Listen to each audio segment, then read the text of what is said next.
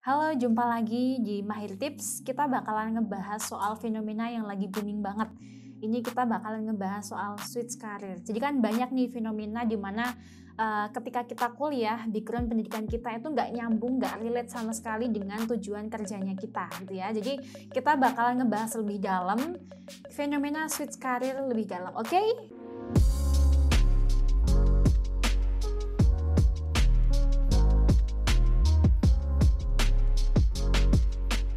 Sebenarnya alasan untuk kenapa sih setiap orang itu pengen banget switch karir, ada banyak sekali alasannya, teman-teman. Yang pertama adalah soal salary ya. Kan ketika kita dulu misal ketika sekolah ataupun kuliah itu jurusannya adalah pendidikan gitu ya. Tapi ketika kita sudah lulus ternyata udah tahu nih kok ternyata ketika kita mau kerja di bidang pendidikan nggak terlalu menjanjikan nih salarinya. Kadang ada orang tuh yang mikirnya seperti itu. Tapi nggak semua ya, nggak semua. Jadi kadang yang kita pertimbangkan yang pertama adalah soal salary. Kemudian alasan yang kedua adalah salah jurusan. Nah, ini adalah salah satu hal yang sangat sudah umum ya. Dulu ketika kuliah merasa salah jurusan gitu ya. Salah jurusan terus aku bingung banget setelah lulus aku mau gimana gitu ya nasibnya. Nah, banyak banget dari teman-teman kita yang sudah lulus itu salah jurusan, akhirnya mereka lebih memilih untuk switch karir gitu ya. Dari yang tadinya sekolah di bidang atau kuliah di bidang A, akhirnya kerjanya di bidang B kayak gitu. Jadi nggak ada relate sama sekali. Nah, buat kamu yang memang punya niatan untuk melakukan switch karir, kita bakalan ngebahas apa aja sih yang mesti kita persiapin. Ada banyak sekali pertimbangannya ketika kamu mau switch karir.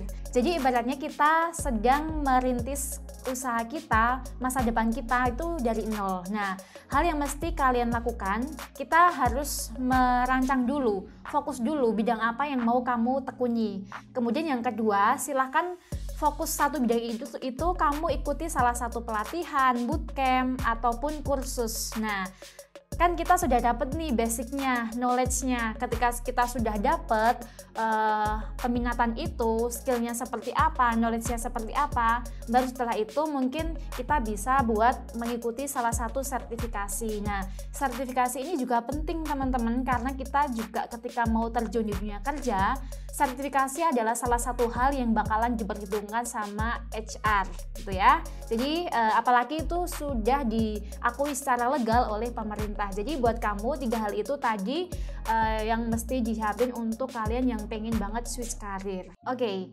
selanjutnya kita bakalan ngebahas demand yang tinggi ketika orang-orang itu pengen switch karir. Jadi apa sih sebenarnya kalau tujuannya apa sih posisi yang paling banyak diminati oleh orang-orang pada umumnya? Nah, ternyata ada banyak sekali loh posisi-posisi yang demand-nya itu cukup tinggi dan salarinya itu cukup menjanjikan sesuai linear nih dengan kebutuhan teknologi masa kini. Nah, apa aja ya posisi-posisi yang sekiranya itu sangat menguntungkan, sangat strategis buat kita switch karir. Oke, yang pertama adalah content creator. Siapa sih yang nggak tahu dan nggak pengen jadi seorang content creator? Dengan HP pun kita sudah bisa membuat sebuah konten video ataupun foto. Sekarang juga sudah banyak kok kanal-kanalnya. Kamu bisa upload di TikTok, di IG ataupun di Facebook.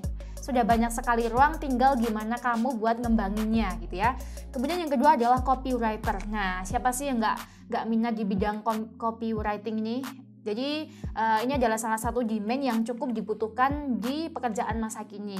Kemudian yang ketiga adalah digital marketing. Nah, seiring berjalannya waktu, semua proses kegiatan marketing sales itu akan dilakukan dengan proses digital. Nah, seiring berjalannya waktu pula kita butuh seorang yang mampu di bidang digital marketing nih. Nah, buat kamu yang tadinya nggak ada ketertarikan sama sekali, nggak ada salahnya buat kita coba.